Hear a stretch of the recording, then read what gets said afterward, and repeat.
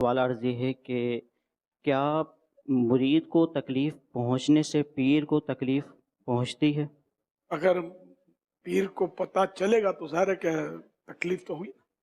روحانی اولاد ہوتا ہے مرید جو ہے، اب وہ کہ توجہ پر ہے، کبھی ہوتی ہے آدمی کو، کبھی نہیں بھی ہوتی، توجہ نہیں رہتی ہے، احساس نہیں ہوتا. لیکن یہ کہ ہر مسلمان جو ہے نا اس میں، یعنی پیری مریدی بھی کیا کسی مسلمان کو تکلیف پہنچے تو صحیح تو یہ کہ ہمیں بھی اس کی تکلیف ہو، اس کا احساس ہو کہ مسلمان جو ہے یہ سمجھو جسم واحد کی طرح، ایک بدن کی طرح ہے، کہ انگلی کو بھی تکلیف ہوگی تو سارا جسم اس کو محسوس کرے گا، ہے نا. کہیں بھی تکلیف ہوگی، پاؤں میں کانٹا بھی چبھے گا تو سارا بدن اس کی تکلیف کو محسوس کرے گا.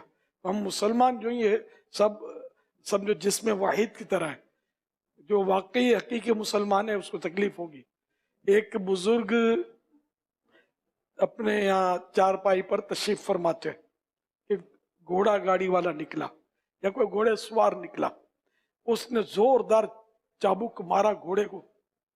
اس بزرگ کو اس گھوڑے پر بڑا ترس آیا، اتنا ترس آیا، اتنا ترس آیا کہ اس بزرگ کے بدن پر چابک کا نشان پڑ گیا. یہ حکایت کسی نے مجھے واقعہ سنایا تھا. یہ کہ ہمیں جانوروں پر بھی رحم کھانا ہے.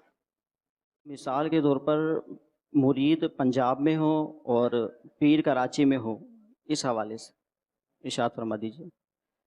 آپ پیر کو جب پتا چلے گا کہ میرے مرید کا ایکسیڈنٹ ہو گیا بیچارے گا اور ہاتھ پیر توڑوا بیٹھا ہے، تو ہو سکتا ہے پیر کو کچھ تو احساس ہوگا نا کہ ارے بیچارہ، اور دعا کرے گا اللہ شفا عطا فرمائے.